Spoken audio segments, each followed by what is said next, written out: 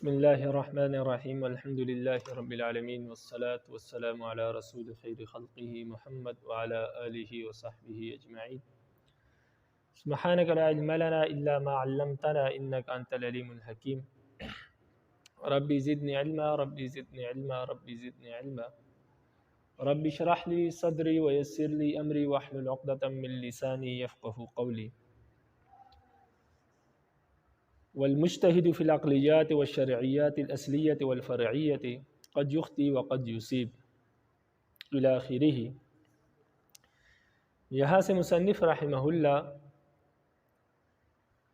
یہ مسئلہ ذکر کر رہے ہیں کہ جو مجتہد ہوتا ہے بعض اوقات اس کا اجتہاد درست ثابت ہوتا ہے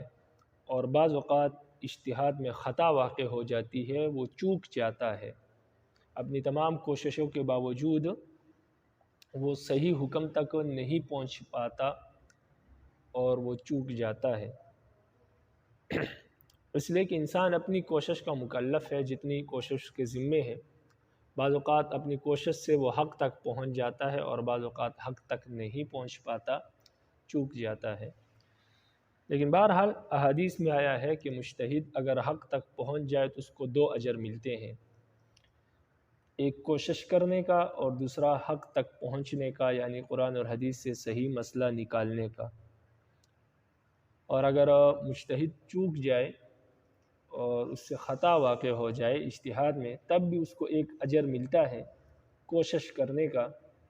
باقی حق تک پہنچنا اس کے ذمے نہیں ہے، اس کا وہ مکلف نہیں ہے، تو اپنی کوشش کا تو اس کو اجر مل گیا، باقی جو حق تک نہیں پہنچا تو اس کو اجر نہیں ملا اور گناہ بھی نہیں، اس لیے کہ اس کے ذمے نہیں ہے۔ تو سب سے پہلے یہ بات ذہن نشین کر لیں کہ مجتہد کسے کہتے ہیں۔ مجتہد اس شخص کو کہتے ہیں جو قرآن اور حدیث سے مسائل کا استنباط کرتے ہیں، مسائل نکالتے ہیں، یعنی جو مسائل اور عقائد قرآن اور حدیث میں واضح طور پر بیان نہیں ہوئے، وہ مسائل قرآن اور حدیث سے ثابت کرتے ہیں۔ جیسے کہ قرآن اور حدیث میں اس بات کا حکم نہیں ہے کہ افیم حرام ہے یا حلال، اسی طرح چرس جو ہے وہ حلال ہے یا حرام، اسی طرح دیگر چیزیں ہیں جیسے کہ وتر کی نماز جو ہے وہ واجب ہے یا سنت ہے، تو یہ واضح طور پر یہ چیزیں بیان نہیں ہوئی ہیں، تو قرآن اور حدیث سے یہ چیزیں نکالنا، ان چیزوں کا حکم نکالنا جس میں کوئی واضح طور پر نص موجود نہ ہو، تو جن مسائل میں واضح طور پر نص موجود نہ ہو وہ مسائل قرآن اور حدیث سے نکالنے والے شخص کو مجتہد کہتے ہیں۔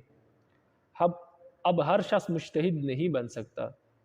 علماء نے لکھا ہے کہ مجتہد کے لیے 14 شرائط کا ہونا ضروری ہے، یعنی مجتہد میں 14 باتوں کا پایا جانا ضروری ہے۔ ان 14 باتوں میں سے یہ ہے کہ قرآن کا حافظ ہو، ماہر ہو، تفسیر کا ماہر ہو، احادیث کا ماہر ہو اور حافظ حدیث ہو۔ حافظ حدیث جس کو 1,00,000 احادیث سند کے ساتھ یاد ہو، اس کو حافظ الحدیث کہتے ہیں۔ یعنی آپ آج کے دور میں یوں سمجھ لیں کہ جس کو پوری صحاح ستہ بخاری، مسلم، ترمذی، ابو داؤد، نسائی، ابن ماجہ پوری کی پوری یاد ہو، اس کے ساتھ ساتھ کنز الاعمال، مصنف ابن ابی شیبہ اور اس کے علاوہ دیگر مستدرک حاکم اور اس کے علاوہ دیگر جو احادیث کی کتب ہے، یہ ساری کی ساری سند کے ساتھ اسے یاد ہو تو وہ حافظ الحدیث ہوگا۔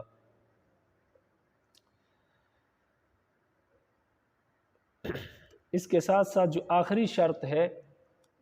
تمام شرائط کا یہاں پر احاطہ ضروری نہیں ہے، کچھ نمونے کے طور پر آپ کو کچھ شرائط بتا رہا ہوں۔ جو آخری شرط ہے وہ یہ ہے کہ رب العالمین نے اس کو علم وحی بھی عطا کیا ہو۔ علم وحی یعنی بعض اوقات رب العالمین بعض مسائل بطور الہام کے ان کو سمجھا دیتے ہیں، یعنی ان کے دل پر الہام کر دیتے ہیں کہ اس مسئلے کا حکم یہ ہے، تو یہ بھی رب العالمین نے ان کو عطا کیا ہو۔ جیسے موسیٰ علیہ السلام کی والدہ جب موسیٰ علیہ السلام پیدا ہوئے تو ان کو یہ سمجھ نہیں آ رہی تھی کہ اب اس بچے کا کیا کرے، کیونکہ فرعون کا لشکر اس کو قتل کر دے گا اگر انہوں نے دیکھ لیا۔ تو رب العالمین نے دل میں یہ بات ڈالی، فَأَوْحَيْنَا إِلَىٰ أُمِّ مُوسَىٰ أَنِ اقْذِفِيهِ فِي التَّابُوتِ، کہ ہم نے موسیٰ علیہ السلام کے والدہ کی طرف وحی کی، یعنی الہام کیا، ان کے دل میں یہ بات ڈال دی کہ ان کو صندوق میں بند کر کے دریا میں چھوڑ دیا جائے۔ تو اسی طرح علم وہابی بھی مجتہد کو حاصل ہونا چاہیے کہ بعض اوقات کوئی مسئلہ درپیش آ جائے جس کا واضح طور پر کوئی حکم ان کو سمجھ نہ آ رہا ہو، تو رب العالمین بطور الہام کی ان کو بعض اوقات کوئی مسئلہ سمجھا دیتے ہیں۔ تو بعض علماء نے 14 شرائط میں سے ایک شرط یہ بھی لکھی ہے کہ ان کو علم وہابی بھی حاصل ہو، جس کے ما سوا وہ دین اور شریعت کے تمام علوم اور فنون کے ماہر ہو، اور دیگر شرائط ہے۔ تو بعض اوقات بہرحال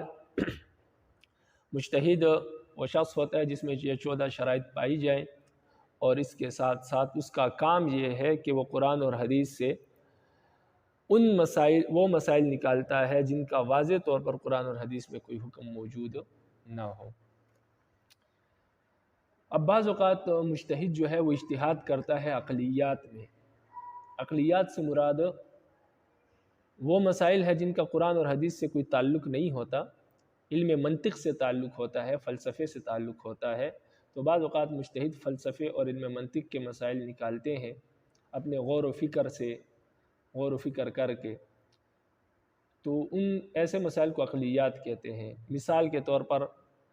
عالم حادث ہے، پورا کائنات جو ہے یہ حادث ہے، اور جو چیز حادث ہوتی ہے تو وہ ایک دن ختم ہو جائے گی، تو عالم جو ہے یہ بھی ایک دن ختم ہو جائے گا، کائنات بھی ایک دن ختم ہو جائے گی۔ تو یہ نظریہ اور یہ جو ہے عقلیات ہے، یہ مجتہدین نے غور و فکر کر کے یہ نتیجہ نکالا ہے۔ تو بعض اوقات مجتہد عقلیات میں اجتہاد کرتا ہے، اور یہ اکثر طور پر عقلیات میں جو اجتہاد کرتے ہیں یہ فلاسفہ ہوتے ہیں اور منطقی لوگ ہوتے ہیں، اور یا متکلمین ہوتے ہیں جو عقائد سے بحث کرتے ہیں۔ اسی طرح بعض اوقات مجتہد جو ہے وہ قرآن اور حدیث سے شرعی مسائل نکالتے ہیں، شرعی مسائل کا استنباط کرتے ہیں۔ اب یہ جو شرعی مسائل ہے یہ 2 قسم کے ہیں۔ بعض مسائل عقائد سے تعلق رکھتے ہیں، یعنی بعض عقائد جو ہے وہ مجتہدین قرآن اور حدیث سے ثابت کرتے ہیں، تو عقائد کو اصلیات کہتے ہیں، اس کو مسائل اصلیہ سے تعبیر کرتے ہیں۔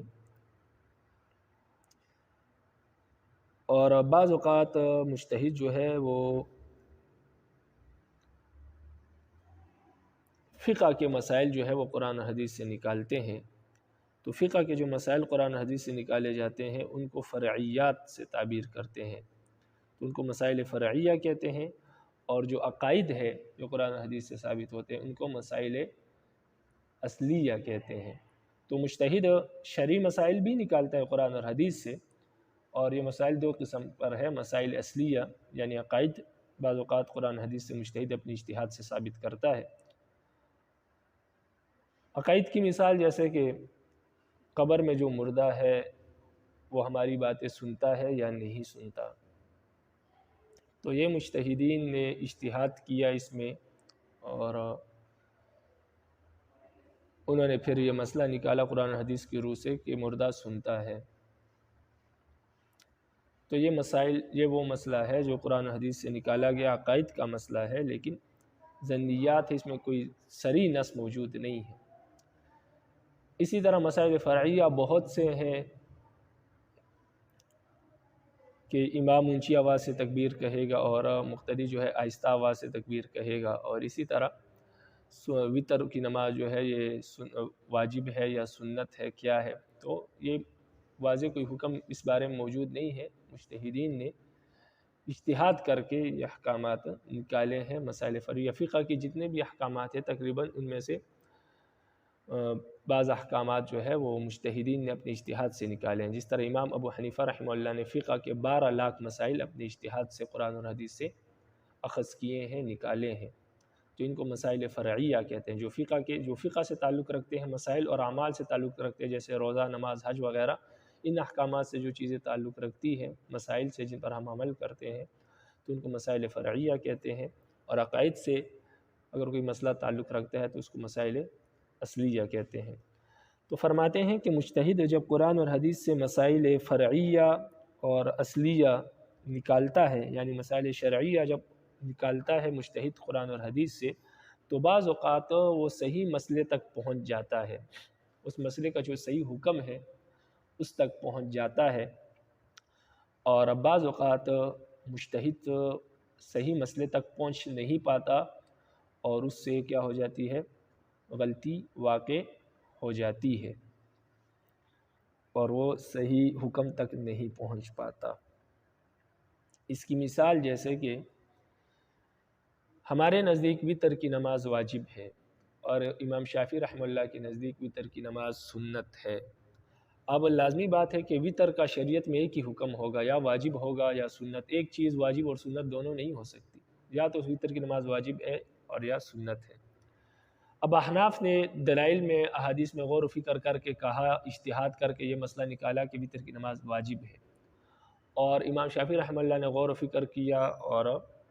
مسئلہ نکالا کہ وتر کی نماز سنت ہے۔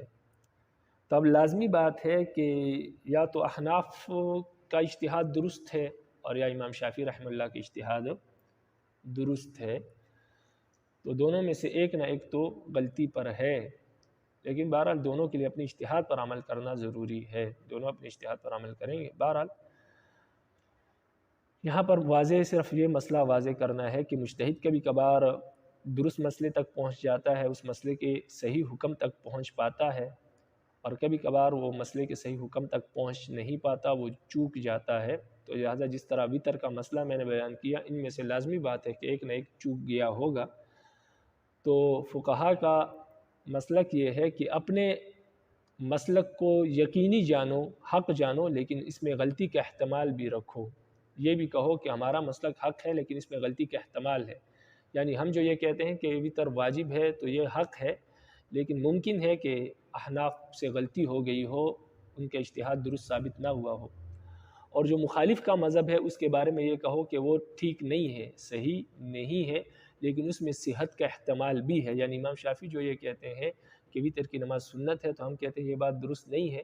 لیکن ممکن ہے ان کی یہ بات درست ہو اور ہماری بات کیا ہو، غلط ہو۔ تو اپنے مسلک کے حق ہونے اور ساتھ غلطی کے احتمال کا بھی آپ ذہن رکھیں، اور مخالف کے مذہب کے صحیح نہ ہونے کو یقینی جانیں اور اس میں صحت کا احتمال بھی رکھیں۔ تو ہمارا مسلک حق ہے لیکن اس میں ہمارا مسلک حق ہے لیکن اس میں غلطی کا احتمال ہے، اور امام شافعی کا مسلک صحیح نہیں ہے لیکن اس میں صحت کا بھی احتمال ہے۔ تو یہ مسلک اس طرح فقہی مسائل میں، جن مسائل میں صحیح نص موجود نہ ہو، واضح نص موجود نہ ہو اور مجتہدین نے اجتہاد کیا ہو، تو اس میں یہی عقیدہ اور یہی نظریہ رکھا جائے گا کہ ہمارا مسلک حق ہے لیکن اس میں غلطی کا احتمال ہے، اور مخالف کا مسلک جو ہے وہ درست نہیں ہے، صحیح نہیں ہے، لیکن اس میں صحت کا بھی احتمال ہے۔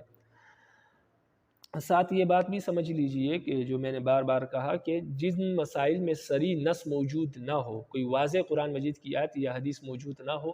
تو ان مسائل میں اجتہاد کیا جاتا ہے اور ان کا حکم اجتہاد کے ذریعے سے نکالا جاتا ہے۔ لیکن جن مسائل میں صریح نص موجود ہو، واضح آیت موجود ہو یا واضح کوئی حدیث موجود ہو، تو اس میں پھر اجتہاد کرنے کی کوئی ضرورت نہیں۔ جیسے قل هو اللہ احد، رب العالمین کی ذات ایک ہے، تو اب ان مسئلے میں اجتہاد کرنے کی ضرورت نہیں ہے کہ اللہ کی ذات ایک ہے یا نہیں، کیونکہ یہ واضح طور پر قرآن کی آیت سے ثابت ہے۔ اسی طرح واقیم الصلاۃ، نماز قائم کرو، تو نماز کی فرضیت اس آیت سے ثابت ہوتی ہے۔ اب واضح نماز کی فرضیت میں کوئی اجتہاد کرنے کی کوئی ضرورت نہیں ہے۔ اسی طرح کتب علیکم الصیام، آپ پر روزے فرض ہے، اب روزوں کی فرضیت کو اجتہاد سے ثابت کرنے کی کوئی ضرورت نہیں ہے۔ تو جہاں پر واضح نص موجود ہو، واضح قرآن کی آیت یا حدیث موجود ہے کسی مسئلے کے بارے میں، تو اس مسئلے میں اجتہاد کرنا جائز نہیں ہے۔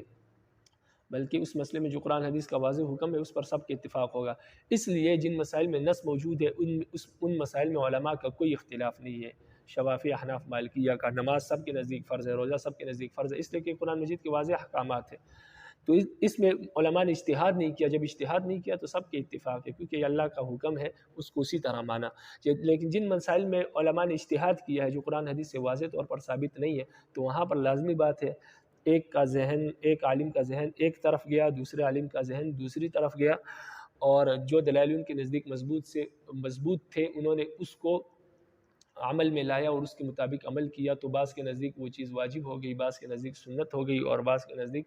ناجائز ہو گئی، بعض کے نزدیک مباح ہو گئی۔ تو اس لیے اختلاف واقع ہو گیا، کیونکہ اس میں کوئی واضح نص اور واضح کوئی دلیل موجود نہیں تھی، تو علماء نے اپنا اجتہاد کیا، اور جب اجتہاد کیا تو ہر انسان کا ذہن مختلف ہوتا ہے، تو ہر مجتہد کا ذہن الگ طرف گیا۔ تو پہلے مجتہدین بہت تھے، لیکن رب العالمین نے مجتہدین کو 4 میں بند کر دیا،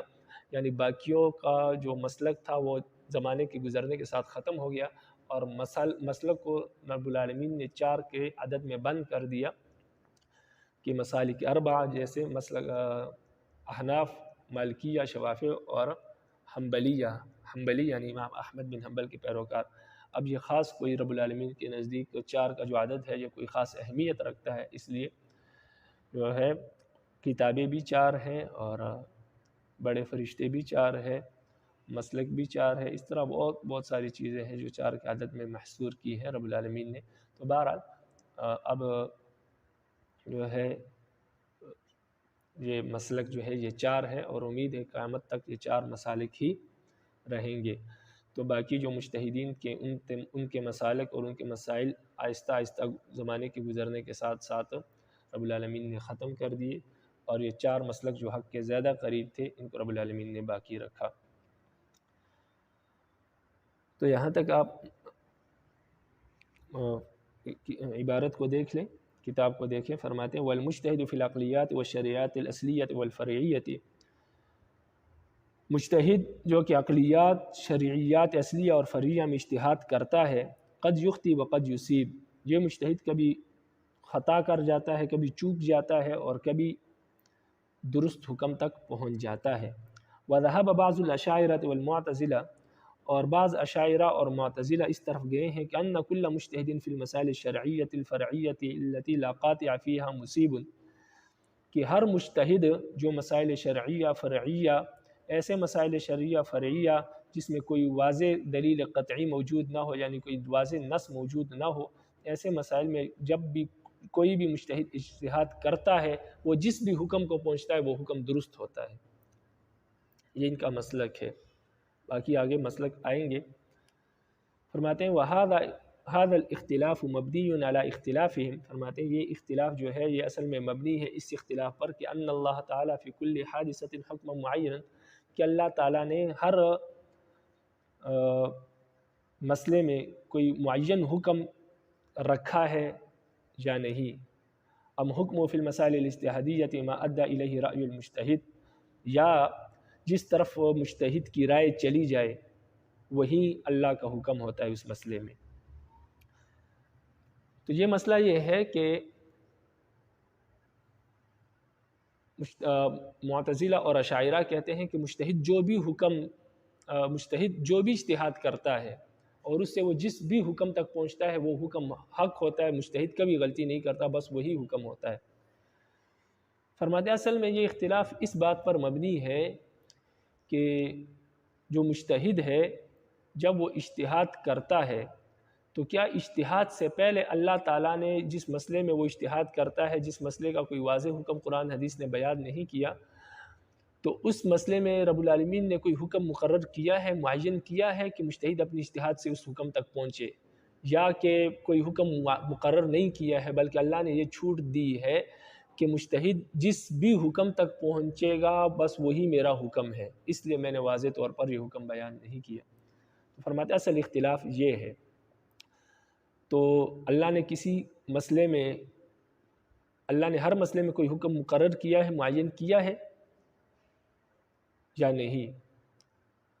اگر نہیں کیا ہے تو پھر وہ معتزلہ کہتے ہیں کہ مجتہد جس بھی حکم تک پہنچتا ہے بس وہی اللہ کا حکم ہے۔ تو لہٰذا مجتہد جو بھی حکم تک پہنچ جائے بس وہ درست ہے، وہ صحیح ہے۔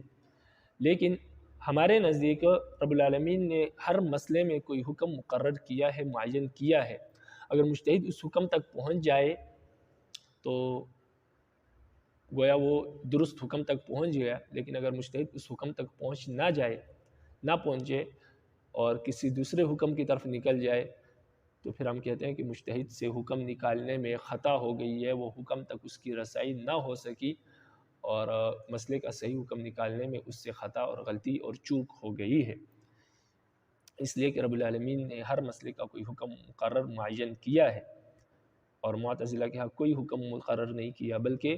مجتہد جس حکم تک پہنچ جائے وہی اللہ کا حکم ہے اس مسئلے میں۔ اس لیے کہ رب العالمین نے واضح طور پر کوئی حکم بیان نہیں کیا، تو لہٰذا مجتہد جس حکم تک پہنچے گا وہی اس کا حکم ہے۔ تو بہرحال یہاں پر تو آگے یہ اس مسئلے میں اصل میں 4 مسلک ہے، وہ 4 مسلک آگے بیان کریں گے، لیکن یہاں پر صرف اتنی بات کہی کہ معتزلہ کے ہاں مجتہد جس بھی حکم تک پہنچے گا وہ حکم درست ہوگا۔ فرماتے ہیں اصل یہ اختلاف اس بات پر مبنی ہے کہ اللہ تعالیٰ نے ہر مسئلے میں کوئی حکم معین مقرر کیا ہے، کوئی حکم معین کیا ہے، یا مجتہد جس مسئلے کی طرف بھی پہنچے گا، جس حکم کی طرف بھی مجتہد کی رائے جائے گی، مجتہد جس حکم کی طرف بھی پہنچے گا وہی اللہ کا حکم ہے۔ تو اصل میں یہ اختلاف ہے۔ فرماتے ہیں کہ اس اختلاف میں 4 مسلک ہے۔ اللہ نے کوئی حکم مسئلے میں معین کیا ہے یا نہیں کیا، اس میں 4 مسلک ہے۔ پہلا مسلک یہ ہے وہ تحقیق هذه المقام ان المسئلة الاجتہادیہ، یہاں سے وہ 4 مسلک بیان کریں گے۔ تو فرماتے ہیں کہ پہلا مسلک جو ہے وہ معتزلہ کا ہے۔ معتزلہ کا مسلک یہ ہے کہ اجتہاد سے پہلے مسائل اجتہادیہ میں رب العالمین کا کوئی حکم معین اور مقرر نہیں ہوتا، بلکہ مجتہد اپنے اجتہاد سے جس حکم تک پہنچ جائے، مجتہد کی رائے جس طرف چلی جائے وہی اللہ کا حکم ہوتا ہے اس مسئلے میں۔ یہ معتزلہ کا مسلک ہے۔ دوسرا مسلک یہ ہے کہ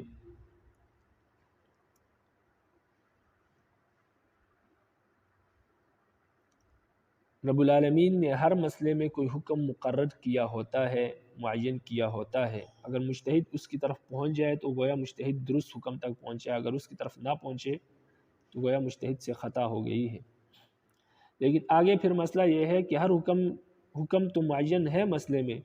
لیکن اس پر رب العالمین نے کوئی دلیل بھی قائم کی ہے کہ مجتہد اس دلیل میں غور و فکر کر کے اس حکم تک پہنچے یا نہیں۔ تو فرماتے ہیں کہ نہیں، ہر مسئلے میں کوئی حکم معین ہے لیکن اس پر کوئی دلیل موجود نہیں ہے۔ تو یہ ایک اتفاقی بات ہے کہ مجتہد اپنے اجتہاد سے اتفاقی طور پر کسی مسئلے تک پہنچ جائے اور اس مسئلے کے صحیح حکم تک پہنچ جائے۔ یہ اس طرح ہے جیسے زمین میں کوئی خزانہ دفن ہو اور خزانے اور کوئی نشان اور کوئی علامت نہ لگی ہو، اس کی کوئی علامت موجود نہ ہو، اور کوئی شخص ویسے ہی زمین کھود رہا ہو اور اس کو خزانہ مل جائے، تو گویا زمین میں خزانہ تو تھا لیکن اس پر کوئی علامت نہیں تھی، اتفاقی طور پر اس نے اپنے کام سے زمین کھودنا شروع کی اور اس کو خزانہ مل گیا۔ تو اسی طرح ہر مسئلے میں حکم معین ہوتا ہے، لیکن مجتہد اجتہاد کرتا ہے اور اجتہاد سے بعض اوقات وہ اتفاقی طور پر صحیح مسئلے اور صحیح حکم تک پہنچ جاتا ہے۔ اللہ نے مسئلے کی صحت پر کوئی دلیل قائم نہیں کی، کوئی علامت موجود نہیں ہوتی کہ اس کو بروئے کار لا کر مجتہد جو ہے وہ صحیح حکم تک پہنچ جائے۔ تو یہ دوسرا مسلک ہے۔ تو پہلے ان دونوں مسلکوں کے مطابق مجتہد جب اجتہاد کرتا ہے وہ جس بھی حکم تک پہنچ جائے اس کو اجر ملتا ہے، کیونکہ معتزلہ کے ہاں تو جس بھی رائے تک پہنچے گا وہ رائے درست ہوگی، تو لہٰذا وہ جب درست ہوگی تو اس کو اجر ملے گا۔ اور دوسرا مسلک ہے کہ حکم معین ہے لیکن کوئی دلیل اور علامت موجود نہیں ہوتی، تو ان کے نزدیک اگر مجتہد اس اتفاقی طور پر صحیح حکم تک پہنچ جائے تو اس کو 2 اجر ہے، اگر وہ صحیح حکم تک نہ پہنچے تو 1 اجر اس کو ملتا ہے، اور یہ فقہا کا مسلک ہے۔ تیسرا مسلک جو ہے وہ متکلمین کا ہے۔ متکلمین جو لوگ عقائد سے بحث کرتے ہیں وہ فرماتے ہیں کہ ہر مسئلے میں حکم معین ہے لیکن اس پر ایک دلیل قطعی بھی قائم ہے، دلیل قطعی اس پر موجود ہے۔ ہر مسئلے میں حکم موجود ہے، معین ہے، اللہ کی طرف سے مقرر ہے، لیکن ایسا نہیں ہے کہ اس پر کوئی دلیل نہیں ہے، بلکہ اس پر دلیل قطعی موجود ہے، اور اس دلیل قطعی کو بروئے کار لاتے ہوئے اس مسئلے کے صحیح حکم تک پہنچا جائے گا۔ تو مجتہد کے لیے ضروری ہے کہ اس دلیل قطعی میں غور و فکر کر کے اس مسئلے کے صحیح حکم تک پہنچے۔ تو اس تیسرے مسلک کے مطابق جو ہے، اگر مجتہد سے غلطی واقع ہو جائے تو وہ گناہگار ہوگا، اس لیے کہ ایک دلیل قطعی موجود ہے ان کے نزدیک، تو لہٰذا دلیل قطعی کے باوجود بھی اگر کوئی شخص غلطی کرے تو لہٰذا اس کا مطلب یہ ہے کہ اس نے صحیح کوشش نہیں کی، اس لیے غلطی واقع ہو گئی ہے اس سے، تو صحیح کوشش نہ کرنے کی وجہ سے وہ گناہگار ہوگا ان کے نزدیک۔ لہٰذا ان کے نزدیک کیونکہ دلیل قطعی موجود ہوتی ہے۔ یہ مسلک متکلمین کا ہے۔ چوتھا مسلک جو ہے اہل سنت والجماعت کا ہے، جو کہ صحیح مسلک ہے، حق مسلک ہے، وہ یہ ہے کہ ہر مسئلے میں اللہ کی طرف سے کوئی حکم مقرر ہوتا ہے، معین ہوتا ہے، لیکن اس مسئلے پر دلیل قطعی موجود نہیں ہوتی، دلیل ظنی موجود ہوتی ہے۔ تو اس دلیل ظنی پر عمل کرتے ہوئے، اس دلیل ظنی کو بروئے کار لاتے ہوئے اگر انسان صحیح مجتہد صحیح حکم تک پہنچ جائے تو اس کو ایک اجر ملتا ہے، اور اگر صحیح حکم تک نہ پہنچے، اس لیے کہ دلیل ظنی میں غلطی کا احتمال ہوتا ہے، تو اگر صحیح حکم تک نہ پہنچے تب بھی اس کو ایک اجر ملتا ہے، اس لیے کہ اس نے جو کوشش کی اس کا ایک اجر اس کو ملتا ہے۔ باقی غلطی واقع ہو جانے کو اس کو گناہ نہیں ہوتا، اس لیے کہ غلطی کا احتمال ہے، رب العالمین نے اس کو اس کا مکلف نہیں بنایا کہ وہ صحیح حکم تک ہی پہنچے،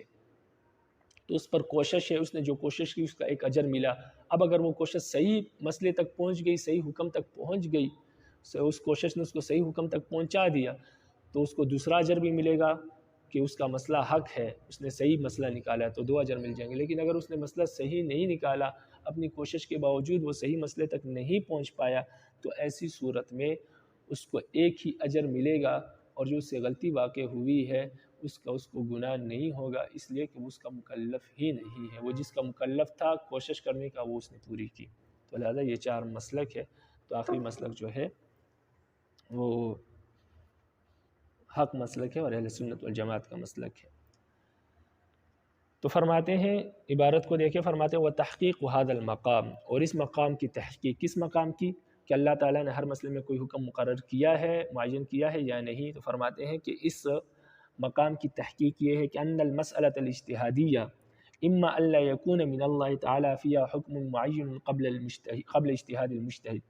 فرماتے ہیں اس مسئلے کی تحقیق یہ ہے کہ مسئلہ اجتہادیہ جو ہے اس میں اللہ تعالیٰ کی طرف سے کوئی حکم مجتہد کی اجتہاد سے پہلے معین نہیں ہوگا یا ہوگا، اگر ہو تو پھر وحینئذ اما الا یکون من اللہ تعالیٰ علیہ دلیل او یکون، اگر کوئی حکم معین ہو تو یہ پہلا مسئلہ گزر چکا کہ اس پر کوئی مجتہد کی اجتہاد سے پہلے حکم معین نہ ہو، تو یہ تو پہلا مسئلہ ہے جو معتزلہ کا ہے۔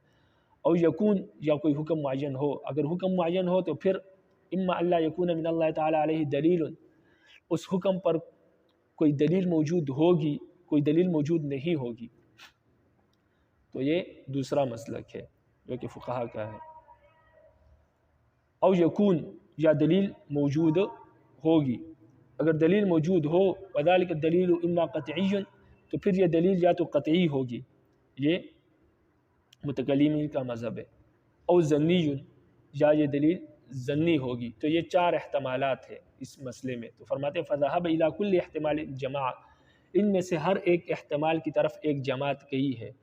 یعنی پہلے احتمال کی طرف معتزلہ گئے ہیں، دوسرے احتمال کی طرف فقہا گئے ہیں، تیسرے احتمال کی طرف متکلمین گئے ہیں، اور چوتھے احتمال کی طرف اہل سنت والجماعت جو کہ حق مسلک ہے وہ گئے ہیں۔ آگے فرماتے ہیں کہ یہ 4 احتمالات ہیں، اور ہر ایک احتمال کی طرف علماء کی ایک جماعت گئی ہے، یعنی ان کا ان 4 احتمالات میں سے ہر ایک احتمال بعض علماء کا مسلک ہے۔ تو فرماتے ہیں لیکن 4 احتمالات میں سے جو صحیح احتمال ہے، جو صحیح مسلک ہے وہ کیا ہے؟ تو فرماتے ہیں والمختار، پسندیدہ اور راجح مسلک یہ ہے کہ ان الحکم معین وعلیہ دلیل ظنی، کہ ہر مسئلے میں ایک حکم اللہ کی طرف سے معین اور مقرر ہوتا ہے، ان الحکم معین، حکم معین ہوتا ہے، وعلیہ دلیل ظنی، لیکن اس حکم پر ایک دلیل ظنی مقرر ہوتی ہے جو اس حکم کی علامت ہوتی ہے، اس دلیل ظنی کو بروئے کار لا کر اس حکم تک پہنچا جاتا ہے۔ تو فرماتے ہیں ہر مسئلے میں حکم معین ہے اور اس پر ایک دلیل ظنی موجود ہے۔ ان وجدہ المجتہد اصاب، اگر مجتہد اس دلیل ظنی تک پہنچ جائے تو وہ درست مسئلے تک پہنچ جاتا ہے۔ وَإِن فَقَدَهُ اخطا، اور اگر مجتہد اس دلیل کو مفقود کر لے، یعنی اس دلیل تک نہ پہنچ پائے، تو اخطا، تو اس سے غلطی واقع ہو جاتی ہے۔ والمجتہد غیر مکلف باصابته لغموزه وخفائه، اور مجتہد جو ہے وہ درست مسئلے تک پہنچنے کا مکلف نہیں ہے، لغموزه وخفائه، اس لیے کہ درست حکم بہت ہی پوشیدہ ہوتا ہے اور بہت ہی مخفی ہوتا ہے، اور لغموزی بہت ہی باریک بین اور دقیق ہوتا ہے اور بہت ہی پوشیدہ ہوتا ہے۔ اس وجہ سے اللہ نے مجتہد کو صحیح حکم تک پہنچنے کا مکلف نہیں بنایا۔ اگر وہ پہنچ گیا تو ٹھیک ہے، اس کو 2 اجر ملے گا، لیکن اگر نہیں پہنچا تو اس کو کوئی گناہ نہیں ہوگا، بلکہ اس نے جو کوشش کی ہے اس کو اجر ملے گا۔ تو اس لیے کہ وہ درست مسئلے تک پہنچنے کا مکلف نہیں ہے، جب مکلف نہیں ہے تو اس کو کوئی گناہ نہیں ملے گا۔ گناہ اس چیز کا ہوتا ہے کہ جس کا انسان مکلف ہو اور وہ نہ کرے، جیسے نماز کا مکلف ہے اور نماز نہ پڑھے تو گناہ گار ہوگا۔ تو صحیح مسئلے تک، صحیح حکم تک پہنچنا یہ مجتہد اس کا مکلف نہیں ہے، یہ مجتہد کی ذمہ داری نہیں ہے، لہٰذا وہ اپنی کوشش کرے گا۔ اگر درست مسئلے تک پہنچ گیا تو 2 اجر ہے، اگر درست مسئلے تک نہیں پہنچا تو 1 اجر بہرحال اس کو ملے گا۔ تو فرماتے ہیں کہ مجتہد جو ہے وہ صحیح مسئلے تک پہنچنے کا مکلف نہیں ہوتا، اس لیے کہ صحیح مسئلے تک پہنچنا، صحیح حکم جو ہے وہ انتہائی باریک بھی اور پوشیدہ ہوتا ہے۔ فلذالک، اسی وجہ سے، کس وجہ سے؟ کہ مجتہد صحیح حکم تک پہنچنے کا مکلف نہیں ہوتا۔ فرماتے ہیں اسی وجہ سے کان المخطی معذورا، جو مجتہد، جس مجتہد سے غلطی واقع ہوگی تو وہ معذور ہے، بل ماجورا، معذور نہیں بلکہ ماجور ہے، یعنی اس کو ایک اجر ملے گا، اس کو اجر دیا جائے گا۔ وہ معذور نہیں بلکہ ماجور ہے، اس کو اجر دیا جائے گا۔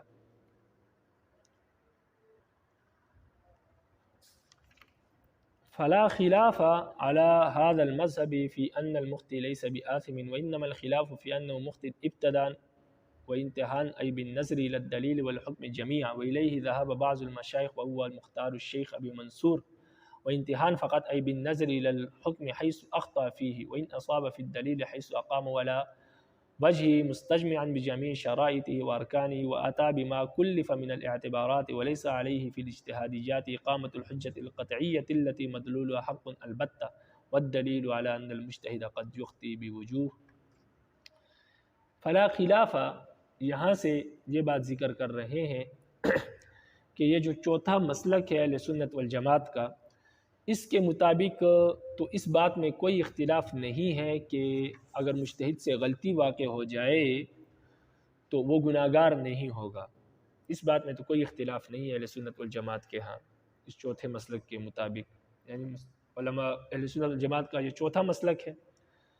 تو اس میں ان کا کوئی اختلاف نہیں ہے کہ مجتہد سے اگر غلطی واقع ہو جائے تو وہ گناہ گار نہیں ہوگا، کیونکہ وہ صحیح حکم تک پہنچنے کا مکلف ہی نہیں ہے۔ لیکن اہل سنت والجماعت کا آپس میں جو اختلاف ہے وہ اس بات میں ہے کہ یہ مجتہد سے جو غلطی واقع ہوتی ہے، جو خطا کار ہوتا ہے مجتہد، یہ ابتداءً خطا کار ہوتا ہے یا انتہاءً؟ ابتداءً کا مطلب یہ ہے کہ یہ حکم اور دلیل دونوں کے اعتبار سے اس سے خطا ہوتی ہے، یا صرف حکم کے اعتبار سے خطا ہوتی ہے، دلیل کے اعتبار سے خطا نہیں ہوتی۔ دلیل کا مطلب یہ ہے کہ مسئلہ نکالنے میں احادیث کو جمع کرنا، قرآن کی آیات کو جمع کرنا، ان میں غور و فکر کرنا، اپنی پوری کوشش کرنا کہ صحیح مسئلہ نکالے، اور علماء کی اور صحابہ کی اور تابعین کے اقوال کو جمع کرنا اور اس میں غور و فکر کرنا کہ صحیح مسلک، صحیح مسئلے کا صحیح حکم کیا ہے۔ تو قرآن کی آیات کو احادیث میں اور اس طرح صحابہ کے اقوال میں، تابعین کے اقوال میں غور و فکر کر کے یہ دیکھنا کہ اس مسئلے کا صحیح حکم کیا ہے، تو اس کو دلیل کہتے ہیں کہ مجتہد اپنی پوری کوشش کرے صحیح مسئلہ نکالنے میں، تو اس کو کہتے ہیں دلیل۔ اور پھر جب وہ تمام کوشش کے باوجود جو مسئلہ نکلے، جس حکم کی طرف، مسئلے کی جس حکم کی طرف وہ پہنچے اور کہے کہ یہ مسئلہ یوں ہے، تو وہ اس کو کہتے ہیں حکم۔ مثال کے طور پر کہ مجتہد نے پوری کوشش کی، قرآن اور حدیث میں غور و فکر کیا، اور اس کے بعد صحابہ کے اقوال میں، تابعین کے اقوال میں غور و فکر کر کے یہ حکم، مسئلے کا یہ حکم دیکھا کہ یہ جو وتر ہے، وتر کی نماز، یہ واجب ہے یا سنت ہے۔ تو اس مسئلے کے حکم کے لیے اس مسئلے میں غور و فکر کیا، اور قرآن میں اور اسی طرح حدیث میں اور صحابہ کے اقوال میں غور و فکر کر کے اس حکم تک پہنچا کہ وتر کی نماز واجب ہے۔ تو اب اس مسئلے میں غور و فکر جو ہے، غور و فکر کرنا، اس کو دلیل کہتے ہیں۔ اور یہ جو حکم ہے کہ وتر کی نماز واجب ہے، یہ وتر کی نماز واجب ہے، اس کو کیا کہتے ہیں؟ اس کو حکم کہتے ہیں۔ تو غور و فکر کرنا یہ دلیل ہے، اور پھر غور و فکر کر کے مسئلے کا حکم جو نکالا جاتا ہے کہ یہ واجب ہے، سنت ہے، جائز ہے، ناجائز ہے، کیا ہے، اس کو حکم کہتے ہیں۔ تو اب جو مجتہد سے جب غلطی واقع ہوتی ہے تو کیا وہ غلطی اس سے دلیل اور حکم دونوں کے اعتبار سے غلطی واقع ہوتی ہے، یا صرف دلیل کے اعتبار سے؟ یعنی اگر ہم یہ کہیں کہ دلیل اور حکم دونوں کے اعتبار سے غلطی واقع ہوتی ہے، تو اس کا مطلب یہ ہے کہ اس نے صحیح غور و فکر نہیں کیا، صحیح کوشش نہیں کی۔ اگر صحیح کوشش کرتا تو صحیح حکم تک پہنچ جاتا، لیکن اس نے بھرپور کوشش نہیں کی، جس کی وجہ سے صحیح حکم تک نہیں پہنچا۔ تو اس کا مطلب یہ ہوگا کہ دلیل اور حکم دونوں میں اس سے غلطی واقع ہوئی ہے۔ لیکن اگر یہ کہے کہ صرف دلیل کی وجہ سے، دلیل میں اس سے غلطی واقع ہوئی ہے، نہیں، صرف حکم میں اس سے غلطی واقع ہوئی ہے، دلیل میں نہیں، یعنی اس نے اپنی پوری کوشش کی، اور پوری کوشش کے بعد جو ہے پھر یہ ہوا کہ لازمی بات ہے بعض اوقات انسان پوری کوشش کے باوجود بھی صحیح حکم تک نہیں پہنچ پاتا، اپنا جو اس کا ٹارگٹ ہوتا ہے اس تک نہیں پہنچ پاتا، کیونکہ انسان کمزور ہے، ہر کوشش اس کی ہر کوشش کامیاب ہو جائے یہ ضروری نہیں ہے۔ تو یہ مسئلہ ہے۔ تو خلاصہ دوبارہ سن لیں کہ جب مجتہد سے غلطی واقع ہوتی ہے تو کیا کہیں گے کہ مجتہد نے صحیح کوشش نہیں کی، اس وجہ سے غلطی واقع ہوئی، یا یہ کہیں گے کہ نہیں، مجتہد نے صحیح کوشش کی، لیکن لازمی بات ہے انسان کی ہر کوشش کامیاب ہو جائے ضروری نہیں ہے، تو اس نے کوشش پوری کی لیکن پھر بھی صحیح حکم تک نہیں پہنچ پایا۔ تو جو لوگ یہ کہتے ہیں کہ نہیں، مجتہد نے صحیح کوشش نہیں کی اس لیے صحیح حکم تک نہیں پہنچ پایا، تو وہ کہتے ہیں کہ مجتہد نے دلیل اور حکم دونوں میں غلطی کی ہے۔ دلیل میں اس لیے، دلیل اس کو کہتے ہیں کہ صحیح کوشش نہیں کی، اور حکم یعنی جب صحیح کوشش نہیں کی تو مسئلے کا صحیح حکم تک رسائی اس کی نہیں ہوئی، تو لہٰذا مجتہد سے جب غلطی واقع ہوتی ہے تو وہ ابتداءً اور انتہاً، یعنی دلیل اور حکم دونوں کے اعتبار سے اس سے غلطی واقع ہوتی ہے، دونوں کے اعتبار سے وہ غلط اور خطا کار ہوتا ہے، اس لیے کہ اگر اس نے صحیح کوشش نہیں کی اس لیے صحیح حکم تک نہیں پہنچتا، اگر صحیح کوشش کرتا تو صحیح حکم تک پہنچ جاتا۔ تو یہ جو مسلک ہے کہ مجتہد جو ہے جب اس سے غلطی واقع ہوتی ہے وہ ابتداءً اور انتہاً، یعنی حکم اور دلیل دونوں کے اعتبار سے اس سے غلطی ہوتی ہے، اور دونوں کے اعتبار سے وہ خطا کار ہوتا ہے۔ یہ مسلک شیخ ابو منصور ماتوریدی رحمہ اللہ کا ہے۔ اور دوسرا مسلک کہ مجتہد سے جب غلطی واقع ہوتی ہے تو وہ صرف حکم کے اعتبار سے غلطی واقع ہوتی ہے کہ اپنی تمام کوششوں کے باوجود بھی وہ صحیح حکم تک پہنچ نہیں پاتا، تو یہ اس سے غلطی واقع ہوتی ہے، یہ صرف حکم کے اعتبار سے ہوتی ہے۔ حکم کے اعتبار کا مطلب یہ ہے کہ اس نے صحیح کوشش کی، دلیل کو پوری طور پر قائم کیا، اپنی پوری کوشش کی دلیل قائم کرنے میں، لیکن بعض اوقات انسان کی پوری کوشش بھی کامیاب نہیں ہو پاتی، انسان کی ہر کوشش کامیاب ہو جائے ضروری نہیں ہے، تو اس لیے مجتہد سے جب خطا ہوتی ہے تو اس میں دلیل میں غلطی نہیں ہوتی، دلیل وہ بیچارہ پوری کوشش کرتا ہے، بھرپور کوشش کرتا ہے کہ صحیح مسئلہ نکالے، لیکن بعض اوقات پوری کوشش کے باوجود بھی صحیح حکم تک نہیں پہنچ پاتا، تو حکم میں غلطی ہوتی ہے اور دلیل میں غلطی نہیں ہوتی۔ تو یہ جو دوسرا مسلک ہے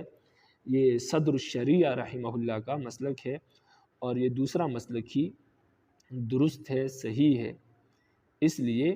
کہ جب مجتہد سے غلطی واقع ہوتی ہے تب بھی اس کو ایک اجر ملتا ہے اہل سنت والجماعت کے نزدیک۔ تو جب ایک اجر ملتا ہے تو اس کا یہی مطلب ہے کہ مجتہد نے اپنی پوری کوشش پوری کی ہے، اور پوری کوشش کے باوجود دلیل پوری طرح قائم کی ہے، لیکن اس کے باوجود بھی وہ صحیح حکم تک نہیں پہنچ پایا تو صحیح حکم تک پہنچنے کا وہ مکلف نہیں ہے، لیکن پوری کوشش کرنے کا وہ مکلف ہے، تو جب اس نے پوری کوشش کی تو اس کو اجر ملے گا۔ تو جو لوگ یہ کہتے ہیں کہ جب مجتہد سے غلطی واقع ہوتی ہے، اصل میں اس وجہ سے ہوتی ہے کہ وہ پوری کوشش نہیں کرتا، تو جب پوری کوشش نہیں کرتا تو پھر آپ اس کو ایک اجر کا کیوں کہتے ہیں کہ اس کو ایک اجر ملتا ہے؟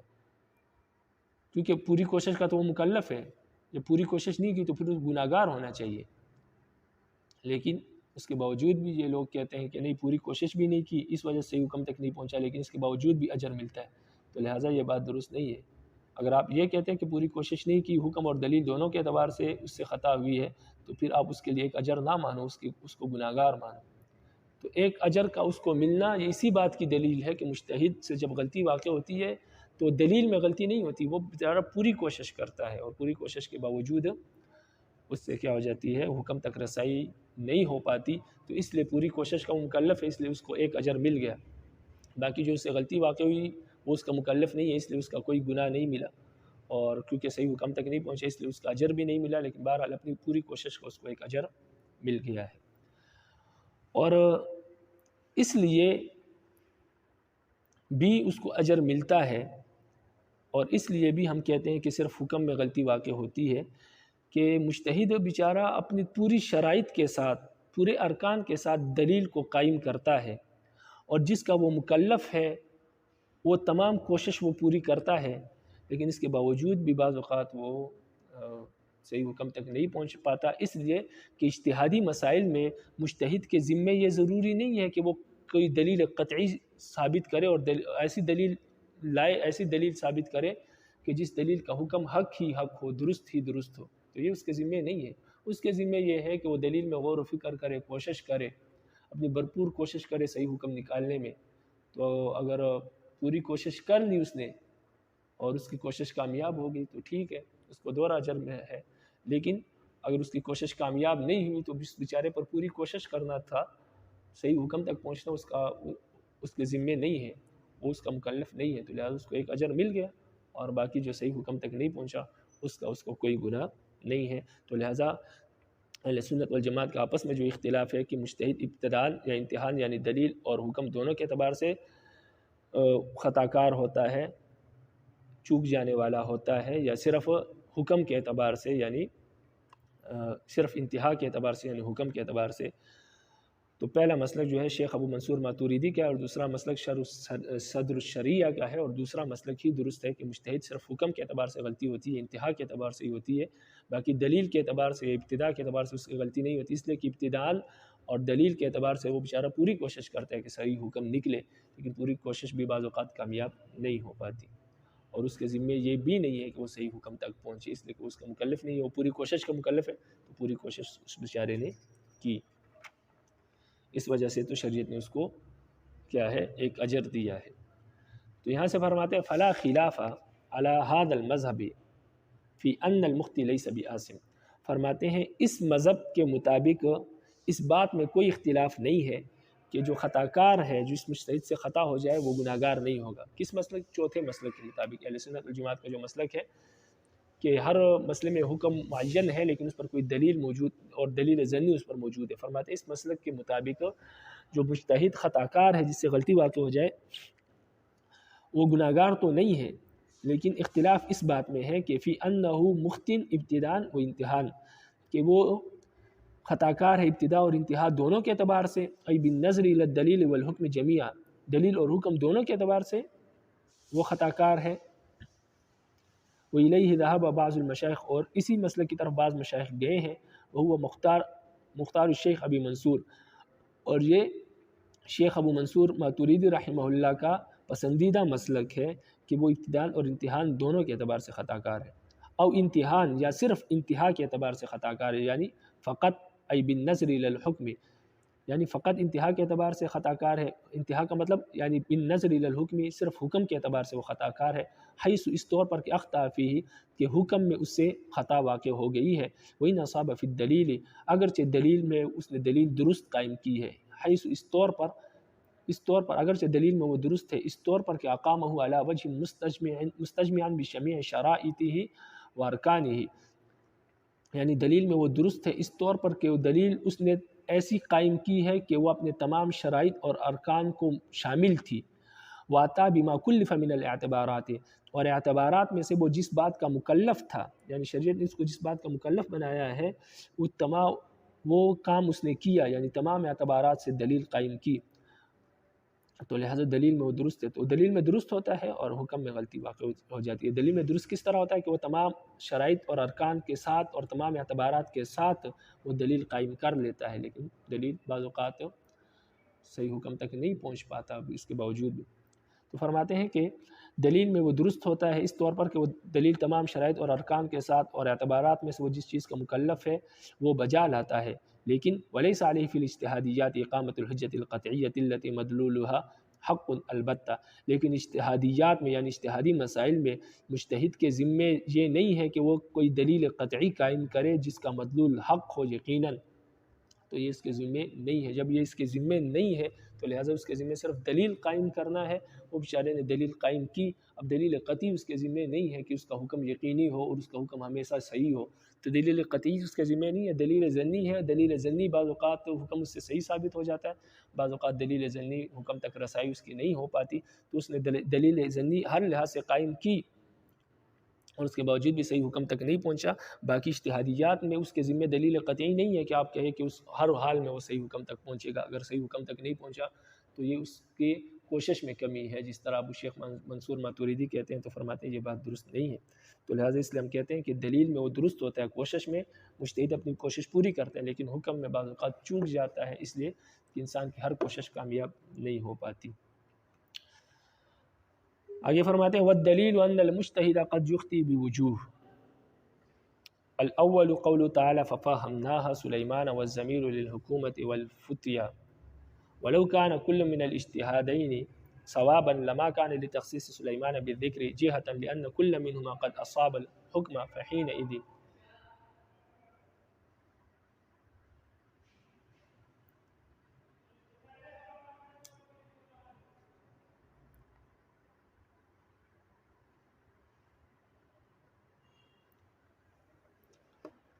یہاں سے فرماتے ہیں چوتھا جو مسلک ہے کہ مجتہد بعض اوقات صحیح حکم تک پہنچ جاتا ہے اور بعض اوقات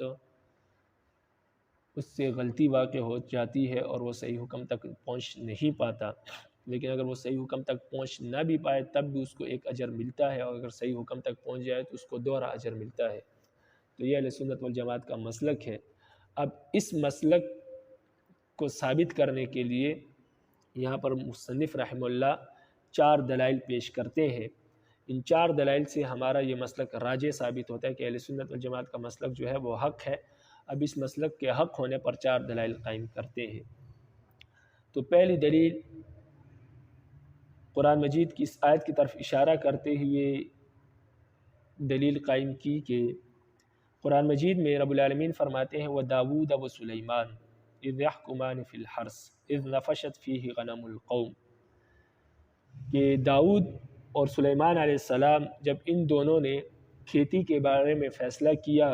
جب کہ کھیتی میں قوم کی بکریاں گھس گئی تھی، وَكُنَّا لِحُكْمِهِمْ شَاهِدِينَ، اور ہم ان کے اس فیصلے کے گواہ ہیں، فَفَهَّمْنَاهَا سلیمان، تو ہم نے وہ فیصلہ سلیمان علیہ السلام کو سمجھایا، وَكُلًّا آتَيْنَا حُكْمًا وَعِلْمًا، اور ہر ایک کو ہم نے فیصلہ کرنے کی حکمت اور علم عطا کیا تھا۔ تو وہ اس آیت میں رب العالمین نے فرمایا کہ ہم نے سلیمان علیہ السلام کو فیصلے کی صحیح فیصلہ ہم نے ان کو سمجھایا تھا۔ فیصلہ دونوں نے کیا، داؤد علیہ السلام نے بھی کیا اور سلیمان علیہ السلام نے بھی کیا، لیکن صحیح فیصلہ جو تھا وہ ہم نے سلیمان علیہ السلام کو سمجھایا۔ داؤد علیہ السلام کا جو فیصلہ تھا وہ بھی درست تھا، لیکن زیادہ صحیح جو تھا وہ سلیمان علیہ السلام کا فیصلہ تھا۔ تو اس سے معلوم ہوا کہ رب العالمین نے داؤد علیہ السلام کے فیصلے کو صحیح قرار نہیں دیا۔ یعنی یہ مسئلہ تھا کہ ایک شخص کا کھیت تھا، دوسرے شخص کی بکریاں اس کھیت میں گھس آئی اور اس کھیت میں جو اس نے کاشت کیا تھا اس کو کھا لیا تو کھیت خراب ہو گیا۔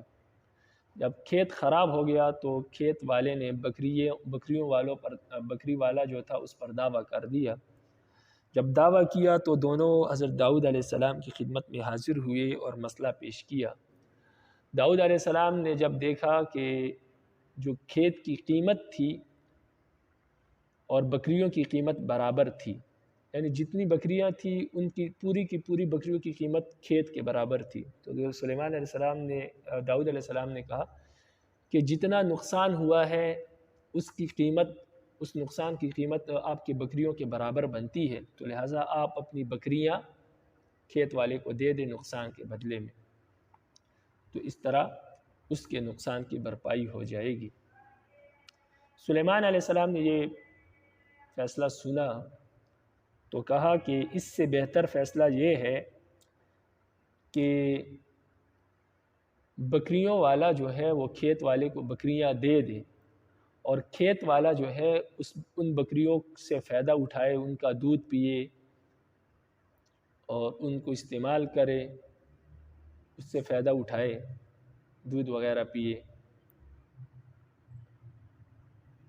اور دودھ کو بیچے،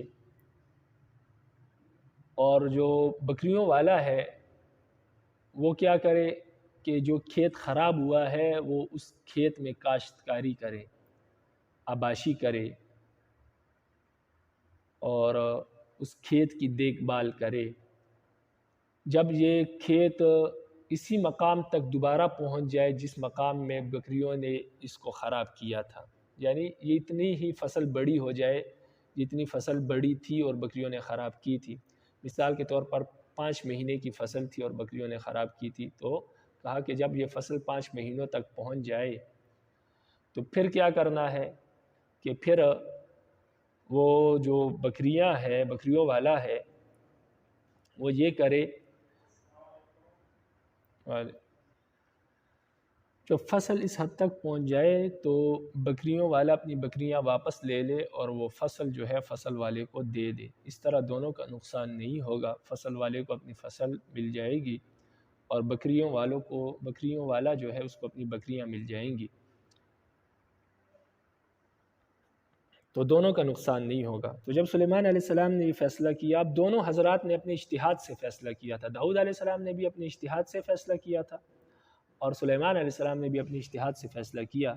لیکن رب العالمین نے فرمایا کہ ہم نے فیصلہ سلیمان علیہ السلام کو سمجھایا، صحیح فیصلہ انہوں نے کیا، داؤد علیہ السلام فیصلہ کرنے میں چوک گئے تھے۔ تو اس آیت سے معلوم ہوتا ہے کہ دونوں نے فیصلہ کیا، دونوں نے اجتہاد کیا، لیکن ایک مجتہد صحیح حکم تک پہنچ گئے اور دوسرے مجتہد صحیح حکم تک نہیں پہنچ پائے۔ تو سلیمان علیہ السلام صحیح حکم تک پہنچ گئے اور داؤد علیہ السلام صحیح حکم تک نہیں پہنچے۔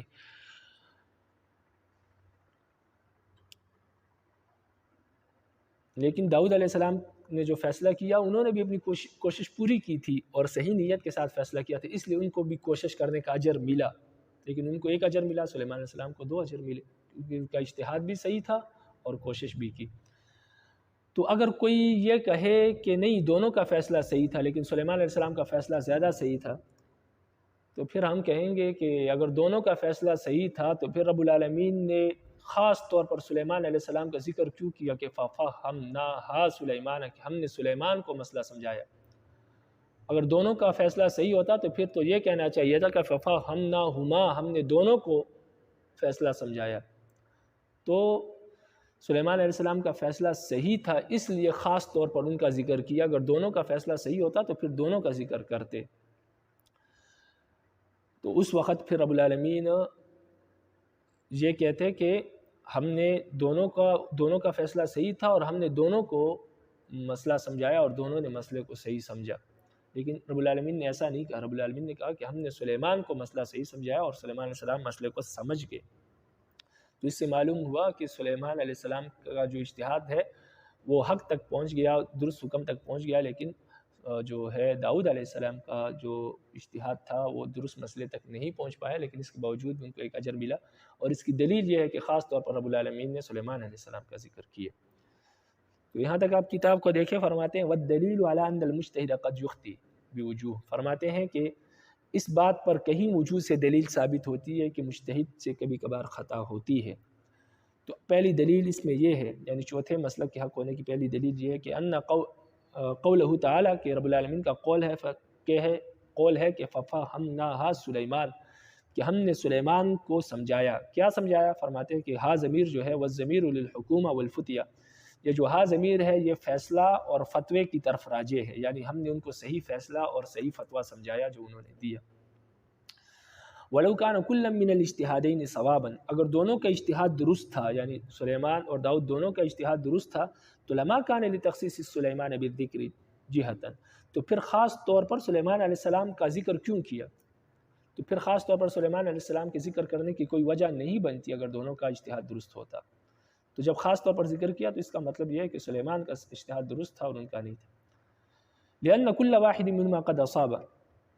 اگر دونوں کے اجتہاد درست تھا تو پھر سلیمان علیہ السلام کا خاص طور پر ذکر کرنے کی کوئی تخصیص نہیں تھی، اس لیے لأن كل منهما، اس لیے کہ ایسی صورت میں تو قد أصاب الحکم حینئذ، ہر ایک صحیح حکم تک پہنچا تھا اور فہمہ، اور ہر ایک نے سمجھا تھا۔ اگر دونوں کا درست ہوتا تو پھر تو ایسی صورت میں دونوں نے صحیح حکم بیان کیا اور دونوں نے صحیح حکم سمجھا، لیکن پھر رب العالمین نے سلیمان کا خاص کیوں ذکر کیا؟ تو اسی لیے کیا کہ سلیمان علیہ السلام کو صحیح سمجھا تھا۔ اگر دونوں کی اجتہاد درست ہوتا تو پھر سلیمان علیہ السلام کا خاص طور پر ذکر کرنے کی کوئی وجہ نہیں بنتی، اور پھر ایسی صورت میں دونوں کا حکم صحیح ہوتا اور دونوں نے حکم سمجھا ہوتا، تو پھر یہ کہنا چاہیے تھا کہ فَفَهَمْنَاهُمَا، ہم نے دونوں کا مسئلہ سمجھایا۔ الثانی، دوسری دلیل الاحادیث والآثار الدالة على تردید الاجتہاد بین الصواب والخطأ بحیث صارت متواترة المعنى۔ قال علیہ السلام ان صبت فلکی 10 حسنات وان اخطأت فلک حسنة واحدة، وفي حدیث آخر جعل للمصیب اجرین وللمخطئ اجرا واحدا۔ وعن ابن مسعود ان اصبت فمن اللہ والا فمنی ومن الشیطان، وقد اشتہرت تخطیۃ الصحابۃ بعضهم بعضا فی الاجتہادیات۔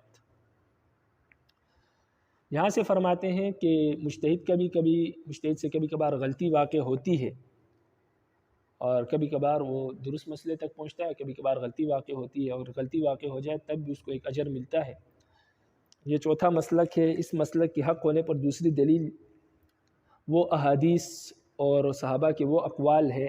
جو اس بات پر دلالت کرتے ہیں کہ اجتہاد خطا اور ثواب دونوں کے درمیان دائر ہوتا ہے، یعنی کبھی اجتہاد درست ثابت ہوتا ہے مجتہد کا اور کبھی اس میں خطا واقع ہوتی ہے۔ تو بہت سے احادیث سے یہ بات ثابت ہے کہ بعض اوقات مجتہد کا اجتہاد درست ثابت ہوتا ہے، وہ صحیح حکم تک پہنچ جاتا ہے، اور بعض اوقات اس اجتہاد میں غلطی واقع ہو جاتی ہے، وہ صحیح حکم تک پہنچ نہیں پاتا۔ بحیث، اس طور پر یہ دلیلیں، یہ احادیث اور یہ آثار اتنے ہیں کہ متواتر المعنی ہے، یعنی تواتر کی حد تک پہنچتے ہیں۔ اتنے سارے احادیث سے یہ بات ثابت ہوتی ہے کہ جو تواتر تک پہنچتے ہیں جو احادیث، ان تمام احادیث سے یہ بات ثابت ہوتی ہے کہ مجتہد سے کبھی کبھار غلطی واقع ہوتی ہے اور کبھی کبھار وہ درست حکم تک پہنچ جاتا ہے۔ تو ان میں سے پہلی حدیث یہ ہے کہ نبی علیہ السلام نے فرمایا ان اصبت فلک 10 حسنات وان اخطأت فلک حسنۃ واحدہ۔ نبی علیہ السلام نے فرمایا اگر تیرا اجتہاد درست ثابت ہو جائے تو تجھے 10 نیکیاں ملیں گی، اور اگر آپ اجتہاد میں غلطی کر جائے، اگر آپ کا اجتہاد غلط ثابت ہو تو تب بھی آپ کو ایک نیکی ملے گی۔ تو اس حدیث نے صاف طور پر بتا دیا کہ مجتہد کا اجتہاد کبھی درست بھی ثابت ہوتا ہے اور کبھی غلط بھی ثابت ہوتا ہے، اور غلط ثابت ہو تب بھی ایک اجر ملتا ہے کوشش کرنے کا، اور اگر صحیح ثابت ہو تو پھر نیکیاں بڑھ جاتی ہے کیونکہ اس کی رسائی حق تک ہو گئی ہے۔ اور دوسری حدیث میں نبی علیہ السلام نے فرمایا، نبی علیہ السلام نے درست مجتہد کے لیے، درست حق حکم تک پہنچنے والے مجتہد کے لیے 2 اجر مقرر کیے، اور خطا کار مجتہد کے لیے 1 اجر مقرر کیا، یعنی جس کا اجتہاد خطا تک پہنچ جائے، اس میں خطا واقع ہو جائے تو اس کے لیے بھی 1 اجر مقرر کیا۔ اور اسی طرح ابن مسعود رضی اللہ تعالیٰ عنہ سے روایت فرماتے ہیں ان اصبت، اگر میرا یہ مسئلہ درست ہے تو پھر یہ اللہ کی طرف سے، یعنی اللہ کی مدد اور اللہ کی معاونت سے یہ مسئلہ درست ثابت ہوا ہے۔ وَإِلَّا فَمِنِّي وَمِنَ الشَّيْطَانِ، اگر یہ مسئلہ درست نہیں ہے، میں نے اس مسئلے میں غلطی کر دی ہے، میرا اجتہاد درست نہیں ہے، تو پھر اجتہاد میں جو غلطی ہے وہ میری طرف سے ہے اور شیطان کی طرف سے ہے، اور اگر درست ہے تو یہ اللہ کی طرف سے ہے۔ تو یہ ان کی عاجزی تھی۔ تو اس سے بھی معلوم ہوتا ہے کہ ابن مسعود رضی اللہ عنہ بھی اس کے قائل ہے کہ اجتہاد کبھی درست ہوتا ہے اور کبھی غلط بھی ہوتا ہے. اگر درستگی ہو تو اللہ کی مدد سے، اللہ کی طرف سے، اگر غلطی ہو تو یہ شیطان اور میری طرف سے. اور اسی طرح صحابہ سے یہ بات مشہور ہے کہ بعض صحابہ کی اجتہادیات میں، اجتہادی مسائل میں غلطی کو واضح کرتے تھے. یعنی بعض صحابہ کے غلطیوں کو واضح کرتے تھے اور ان سے کہتے تھے کہ آپ کا یہ مسئلہ اور آپ کا یہ اجتہاد درست نہیں ہے. یہ تو مشہور ہے صحابہ سے. اس کے کچھ واقعات یہ ہے کہ جیسے ابن عباس رضی اللہ عنہ متع کے قائل تھے، تو ابن زبیر رضی اللہ تعالیٰ عنہ نے ان کو کہا کہ اگر آپ نے متع کیا تو میں آپ کو رجم کر دوں گا، سنسار کر دوں گا. تو ابن عباس اپنے اجتہاد سے متع کے قائل تھے، لیکن جب ابن زبیر نے اتنی سختی کی، پھر انہوں نے غور و فکر دوبارہ کیا، تو پھر انہوں نے اپنی اس قول سے رجوع کر لیا اور پھر وہ بھی اس بات کے قائل ہو گئے کہ متع جو ہے وہ حرام ہے. اسی طرح حضرت عمر رضی اللہ تعالیٰ عنہ نے ابو ہریرہ رضی اللہ تعالیٰ عنہ کو فتویٰ دینے سے منع کر دیا تھا، اس لیے کہ ان کی اجتہاد میں بہت مرتبہ غلطی واقع ہوئی. تو انہوں نے عمر رضی اللہ عنہ نے ان کو منع کیا کہ آپ فتویٰ نہ دیں، کیونکہ آپ کی اجتہاد بہت مرتبہ غلط ثابت ہوا ہے،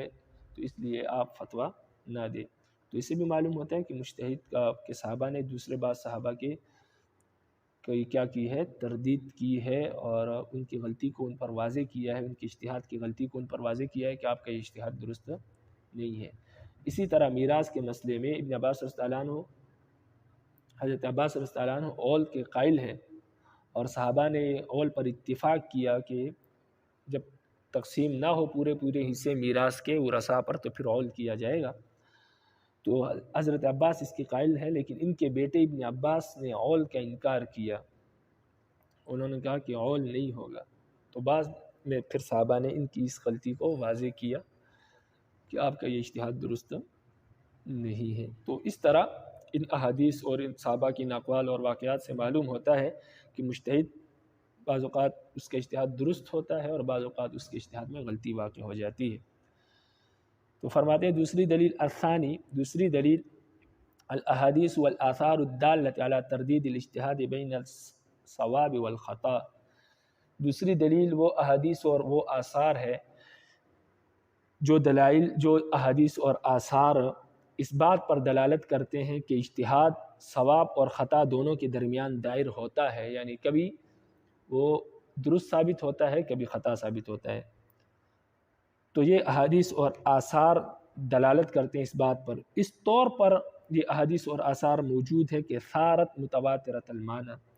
کہ یہ احادیث اور یہ آثار متواتر المعنی تک پہنچتے ہیں، اس حیثیت سے کہ یہ حدیث متواتر المعنی ہے، یعنی اتنے زیادہ ہیں کہ تواتر معنی کو پہنچتے ہیں. ان میں سے کچھ احادیث یہاں بیان کرتے ہیں. فرماتے ہیں قال علیہ السلام، نبی علیہ السلام نے فرمایا ان اصبت فلک 10 حسنات، اگر آپ درست اجتہاد تک پہنچے تو آپ کو 10 نیکیاں ملیں گی. وان اخطأت فلک حسنہ، اور اگر آپ کی اجتہاد میں غلطی واقع ہوئی تو آپ کو 1 نیکی ملے گی، حسنۃ واحدہ. وفی حدیث آخر جعل للمصیب اجرین وللمخطئ اجرا واحدہ، اور دوسری حدیث میں نبی علیہ السلام نے مصیب کے لیے دوہرا اجر اور مخطی کے لیے 1 اجر قرار دیا، یعنی جس کا اجتہاد درست ہے اس کو دوہرا اجر اور جس کا اجتہاد غلط ثابت ہے اس کو 1 اجر ملے. وعن ابن مسعود، اور ابن مسعود رضی اللہ تعالیٰ عنہ سے ثابت ہے، فرماتے ہیں ان اصبت فمن اللہ، اگر میرا یہ مسئلہ درست ہے تو یہ اللہ کی طرف سے ہے. وإلا فمنی ومن الشیطان، اگر غلط ہے تو پھر یہ میری طرف سے اور شیطان کی طرف سے. وقد اشتهرت تخطیۃ الصحابۃ بعضهم بعضا فی الاجتہادیات، اور اسی طرح بعض صحابہ کا دوسرے صحابہ کو اجتہادی مسائل میں غلطی بتانا اور غلطی پکڑنا مشہور ہے. یعنی بہت سے صحابہ سے یہ بات ثابت ہے کہ انہوں نے دوسرے صحابہ کی غلطی نکالی، ان کی غلطی پکڑی اجتہادی مسائل میں، اور یہ بات مشہور ہے. اور کچھ نمونے کے طور پر کچھ مسائل میں نے آپ کے سامنے ذکر کیے کہ اس میں بعض صحابہ نے دوسرے صحابہ کی غلطی پکڑی اور پھر وہ اپنے اس اجتہادی مسئلے سے انہوں نے رجوع کیے. الثالث القياس ان القياس مظهر لا مثبت فان الثابت بالقياس ثابت بالنص ايضا معنا وقد اجمعوا على ان الحق فيما ثبت بالنص واحدا لا غير. تیسری دلیل اس بات پر کہ مجتہد بعض اوقات درست مسئلے تک اور حق تک پہنچ جاتا ہے اور بعض اوقات اس میں غلطی واقع ہو جاتی ہے، تو اس کی تیسری دلیل یہ ہے کہ جب مجتہد اجتہاد کرتا ہے، قیاس کرتا ہے، تو اس قیاس سے مسئلہ ثابت نہیں ہوتا، بلکہ مسئلہ نص سے ثابت ہوتا ہے، اور قیاس صرف اس کو واضح کرتا ہے، ظاہر کرتا ہے۔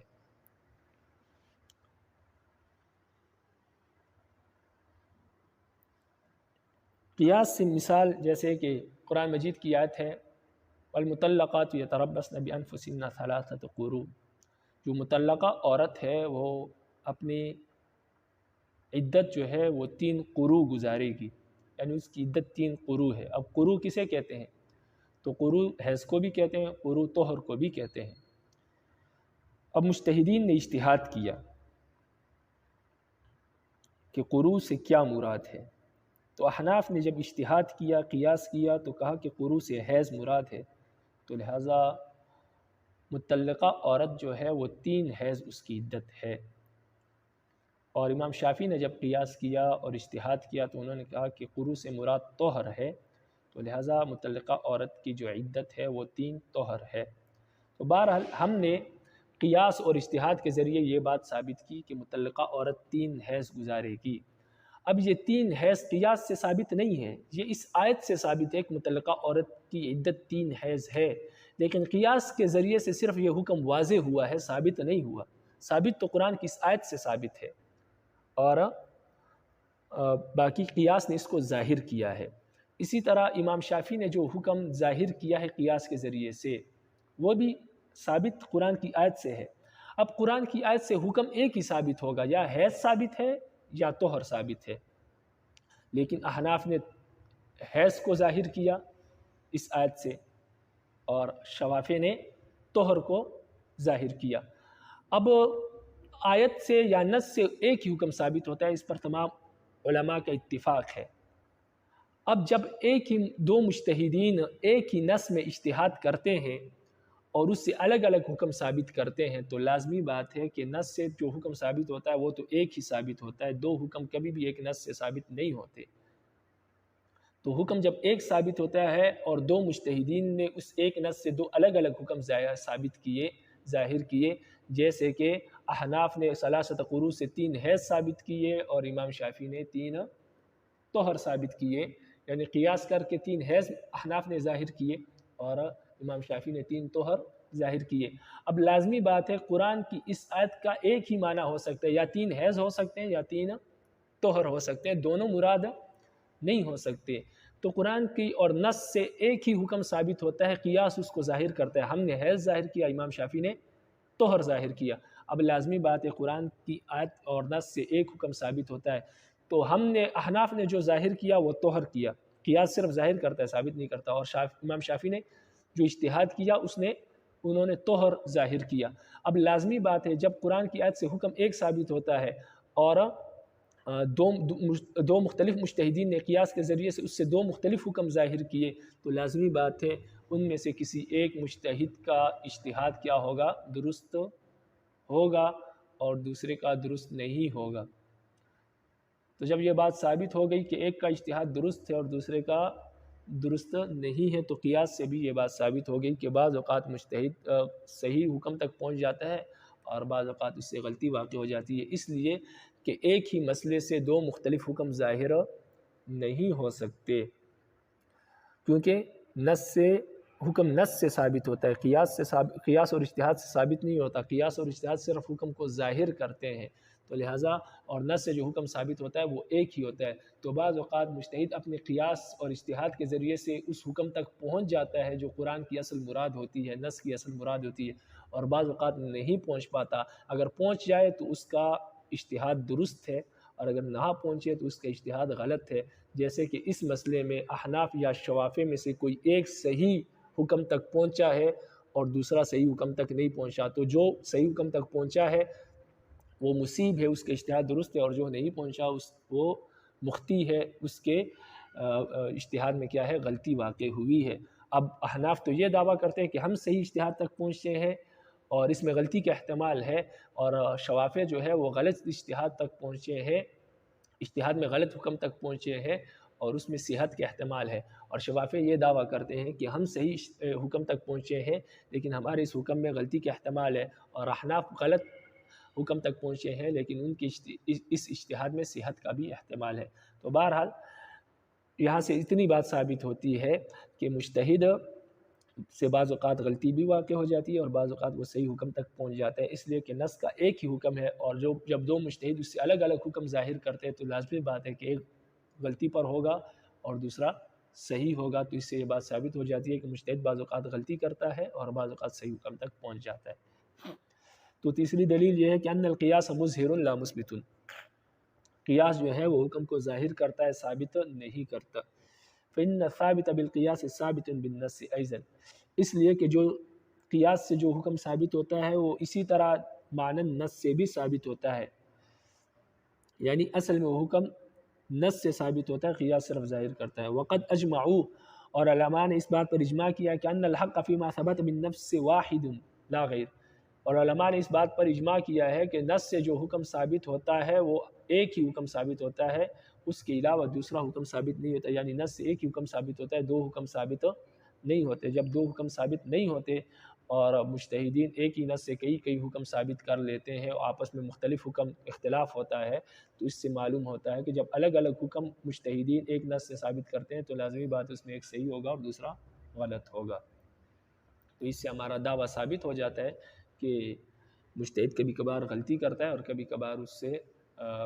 کبھی اس کا اجتہاد درست ہوتا ہے اور کبھی کبھار اس سے اجتہاد میں غلطی واقع ہو جاتی ہے۔ الرابع، چوتھی اور آخری دلیل اس بات پر کہ مجتہد کا اجتہاد کبھی درست ثابت ہوتا ہے کبھی اس میں غلطی واقع ہوتی ہے، تو چوتھی اور آخری دلیل یہ ہے کہ لا تفرقة في العمومات الواردة في الشريعة نبينا عليه السلام بين الأشخاص، فلو كان كل مجتهد مصيبا لزم اتصاف الفعل الواحد بالمتنافيين من الخطر والإباحة والصحة والفساد والوجوب وعدمه إلى آخره۔ فرماتے ہیں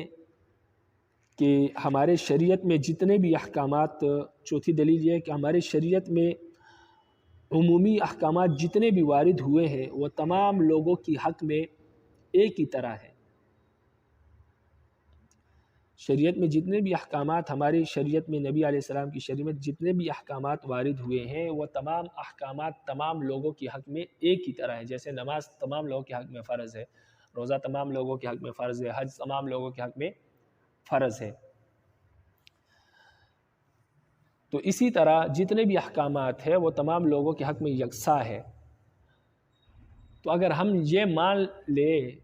کہ ہر مجتہد کا اجتہاد درست ہوتا ہے، غلط نہیں ہوتا، وہ جو بھی اجتہاد کرے، جیسے ثلاثۃ قروء کے مسئلے پر کہ 3 حیض گزارے گی، احناف کا اجتہاد بھی حق ہے اور شوافع کا اجتہاد بھی حق ہے کہ عورت 3 طہر اس کی عدت ہوگی۔ اگر دونوں کو ہم حق مان لیں تو پھر تو اس سے یہ ثابت ہوگا کہ ایک ہی شریعت میں لوگوں کے لیے الگ الگ حکم ہے، بعض لوگوں کے لیے طہر کا حکم ہے، شوافع کے لیے طہر کا حکم ہے، اور جو ہے احناف کے لیے حیض کا حکم ہے۔ حالانکہ ایسا نہیں ہے، شریعت میں جو عمومی حکم ہے وہ تمام لوگوں کے لیے ایک ہے۔ تو قرآن کا جو یہ حکم ہے ثلاثۃ قروء، مطلقہ عورت 3 قروء اپنے آپ کو روکے گی، تو اس سے ایک ہی حکم ہے پوری امت کے لیے، یا تو وہ حیض کا ہے یا طہر کا ہے، اس لیے دونوں میں سے ایک مجتہد غلط ہے۔ اگر ہم یہ کہہ دیں کہ دونوں کا اجتہاد صحیح ہے تو پھر تو اس سے یہ لازم آئے گا کہ شریعت نے بعض لوگوں کے لیے ایک حکم دیا اور دوسروں کے لیے دوسرا حکم دیا، حالانکہ ایسا شریعت میں نہیں ہوتا۔ اگر ہم کہیں کہ ہر مجتہد کا اجتہاد درست ہوتا ہے، کبھی غلط نہیں ہوتا، جیسے معتزلہ کا مسلک ہے، تو پھر تو ایک ہی فعل کا دو منافی، ایک ہی شخص کے فعل کا 2 منفی چیزوں کے ساتھ متصف ہونا لازم آئے گا کہ بعض کے لیے ایک چیز جائز ہوگی اور بعض کے لیے وہی چیز مباح ہوگی، جیسے کہ نبیذ پینا مثلث جسے کہتے ہیں، امام شافعی رحمہ اللہ کے نزدیک حرام ہے اور احناف کے نزدیک حلال ہے۔ اگر ہم یہ کہہ دیں کہ امام شافعی کی بات بھی درست ہے اور امام ابو حنیفہ رحمہ اللہ کی بات بھی درست ہے، تو پھر تو اس سے یہ لازم آئے گا کہ ایک ہی فعل حرام بھی ہے اور حلال بھی ہے، نبیذ حلال بھی ہے اور حرام بھی ہے، اس لیے کہ دونوں کی بات درست ہے۔ تو جو اس طرح معتزلہ کہتے ہیں، تو اس لیے ہم کہتے ہیں کہ نہیں، مجتہد میں جب دونوں مجتہد اجتہاد کرتے ہیں اور اس میں الگ الگ حکم نکال لیتے ہیں، مختلف حکم اس سے ثابت کرتے ہیں، تو اس میں سے ایک کا اجتہاد درست ہوتا ہے اور دوسرے کا غلط ہوتا ہے، تو لہٰذا اب نبیذ جو ہے یا تو حلال ہے یا حرام ہے، یعنی یا حناف کا جو ہے اجتہاد درست ہے اور شوافی کا غلط ہے، یا شوافی کا درست ہے اور احناف کا غلط ہے، تو لہٰذا مجتہد سے غلطی بھی واقع ہوتی ہے اور خطا بھی۔ اگر دونوں کے اجتہاد درست مان لیں تو پھر اس کا یہ مطلب ہوگا کہ نبیذ حلال بھی ہے اور حرام بھی، حالانکہ ایسا نہیں ہے، یا تو حلال ہے یا حرام ہے۔ تو لہٰذا اگر حلال ہے واقعی میں تو پھر جس نے حلال ہونے کا اجتہاد کیا حناف درست ہے اور شوافی غلط ہے، اگر شریعت میں نبیذ حرام ہے تو پھر شوافی درست ہوں گے، حناف غلط ہوں گے۔ لیکن اگر ہم مان لیں کہ سب کا اجتہاد درست ہے تو پھر تو ایک ہی چیز کا حلال ہونا اور حرام ہونا دونوں ثابت ہوں گے، حالانکہ ایک چیز حلال اور حرام دونوں نہیں ہو سکتی کہ نبیذ حلال بھی ہو حرام بھی ہو۔ اب الصحۃ والفساد، اسی طرح ایک فعل کا صحیح اور فاسد ہونا لازم آئے گا کہ ایک چیز صحیح بھی ہو اور فاسد بھی ہو۔ اس کی مثال یہ ہے کہ سورج نکلنے کے وقت احناف کے نزدیک نماز پڑھنا فاسد ہے اور اہل حدیث حضرات کے نزدیک نماز پڑھنا درست ہے، صحیح ہے، تو ایک ہی چیز کا صحیح اور فاسد ہونا لازم آئے گا، حالانکہ شریعت میں یا تو ایک چیز فاسد ہوگی یا صحیح ہوگی۔ اگر نماز کا پڑھنا طلوع آفتاب کے وقت صحیح ہے، جو کہ حقیقت میں ہے، حقیقت میں اگر طلوع آفتاب کے وقت نماز کا نہ پڑھنا صحیح ہے، یا یوں کہے کہ طلوع آفتاب کے وقت نماز کا پڑھنا فاسد ہے جو کہ حقیقت میں ہے، تو پھر اہل حدیث کا یہ فتویٰ کہ طلوع آفتاب کے وقت نماز پڑھنا صحیح ہے، یہ غلط ہے، صحیح نہیں ہے۔ اور اگر اہل حدیث کا فتویٰ درست ہے کہ جو کہ اصل میں صحیح نہیں ہے کہ طلوع آفتاب کے وقت نماز پڑھنا صحیح ہے، تو پھر احناف کا یہ کہنا کہ طلوع آفتاب کے وقت نماز پڑھنا فاسد ہے، یہ بات درست نہیں ہے۔ تو لہٰذا دونوں میں سے ایک غلطی پر ہے، لازمی بات ہے۔ ایسا نہیں ہے کہ دونوں صحیح ہو سکتے ہیں کہ نماز پڑھنا بھی درست ہے، طلوع آفتاب کے وقت نماز نہ پڑھنا بھی درست ہے، تو ایسا نہیں ہو سکتا۔ شریعت کا ایک ہی حکم ہے پوری امت کے لیے، باقی جس نے اس کے حکم کے خلاف حکم نکالا تو وہ غلط ہے، اور جو اس حکم تک پہنچ گیا اپنے اجتہاد تک تو وہ صحیح ہے۔ لہٰذا اس مسئلے میں بھی دونوں میں سے کوئی ایک صحیح تک پہنچا ہوگا، کوئی دوسرا جو ہے وہ غلط ہوگا۔ اب الوجوب وعدم ہی، اسی طرح اگر ہم ہر مجتہد کے اجتہاد کو درست مان لیں تو پھر ایک فعل کا واجب اور عدم واجب ہونا لازم آئے گا کہ ایک ہی فعل واجب بھی ہے اور غیر واجب بھی ہے، جیسے کہ وطر کی نماز احناف کے نزدیک واجب ہے، کیونکہ احناف نے اجتہاد کیا اور اپنے اجتہاد کے بلبوتے پر کہا کہ وطر واجب ہے، اور شوافی نے اجتہاد کیا اور اپنے اجتہاد کی بنیاد پر کہا کہ وطر کی نماز سنت ہے۔ اب اگر ہم دونوں کے اجتہاد کو صحیح مان لیں تو ایک ہی چیز، ایک ہی نماز واجب بھی ہے اور غیر واجب بھی ہے، یعنی سنت ہے، حالانکہ ایک چیز شریعت میں یا واجب ہوگی یا نہیں ہوگی، ایسا نہیں ہو سکتا کہ واجب ہو بھی اور نہ بھی ہو۔ تو فرماتے ہیں اگر ہم ایک ہی مجتہد کے اجتہاد کو، تمام مجتہدین کے اجتہاد کو صحیح مان لیں تو پھر اس طرح ایک فعل کا دو منافی صفتوں کے ساتھ متصف ہونا لازم آئے گا کہ ایک ہی چیز حلال بھی ہو، حرام بھی ہو، ایک ہی چیز صحیح بھی ہو، فاسد بھی ہو، ایک ہی چیز واجب بھی ہو اور عدم واجب بھی ہو، یعنی واجب نہ بھی ہو، حالانکہ ایسا نہیں ہو سکتا۔ اگر ایک چیز جائز ہے تو پھر تمام امت کے لیے جائز ہے، اگر جائز نہیں ہے تو تمام امت کے لیے ناجائز ہے، اگر صحیح ہے تو تمام امت کے لیے صحیح ہے، اگر فاسد ہے تو تمام امت کے لیے فاسد ہے، اگر ایک چیز واجب ہے تمام امت کے لیے واجب ہے، اگر واجب نہیں ہے تو تمام امت کے لیے واجب نہیں ہے۔ ایسا نہیں ہے شرعی احکام میں کہ کچھ لوگوں کے لیے وہ چیز واجب ہو، کچھ کے لیے واجب نہ ہو۔ تو اس لیے جب ایسا ہے کہ ایک چیز تمام لوگوں کے حق میں صحیح ایک ہی حکم رکھتی ہے، تو پھر اس میں یہ ہے کہ جن لوگوں نے، جو لوگ اس صحیح حکم تک پہنچ گئے، جو مجتہد اس صحیح حکم تک پہنچ گیا تو اس کا اجتہاد درست ہے، اور جو اس صحیح حکم تک نہیں پہنچا تو اس کا اجتہاد درست نہیں ہے، اس کا اجتہاد غلط ہے۔ لیکن بہرحال اس پر جو لوگ عمل کرتے ہیں ان سے مطالبہ نہیں ہوگا کہ انہوں نے غلط عمل کیا، ہاں بہرحال ان کو اس کا اجر ملے گا، وہ اس پر عمل کریں گے، لیکن بہرحال شرعی اعتبار سے ان کا اجتہاد جو ہے، مجتہد کا جو اجتہاد ہے وہ غلط ہوگا، اس اجتہاد پر مجتہد کو ایک اجر ملے گا، دوسرا اجر نہیں ملے گا، صرف کوشش کا اجر ملے گا، باقی جو اس سے خطا واقع ہوئی ہے اس کو گناہ بھی نہیں ملے گا اور اس کو اجر بھی نہیں ملے گا۔ اور وہ گناہگار بھی نہیں ہوگا۔ گناہگار اس لیے نہیں ہوگا کہ اس کا مکلف ہی نہیں ہے کہ وہ صحیح حکم تک پہنچے، تو لہٰذا اس لیے گناہگار نہیں ہوگا۔ باقی یہ ہے کہ اس کا اجتہاد غلط ہے، اس میں تو کوئی دوسری رائے ہی نہیں ہے اہل سنت والجماعت کے نزدیک۔ تو یہ تفصیل کرنے کے بعد مصنف فرماتے ہیں، یعنی جو شارح ہے وہ فرماتے ہیں کہ اس مقام کی تحقیق اور دلائل اور جوابات اور مخالفین کے دلائل اور ان کے جوابات جو ہے وہ اگر کسی کو چاہیے، کسی کو دلچسپی ہے، تو ہماری کتاب التلویح فی شرح التنقیح میں وہ دیکھ لے۔ یہ اصل میں جو ہے درس نظامی کی سب سے مشکل ترین کتاب ہے جو بنین کو پڑھائی جاتی ہے،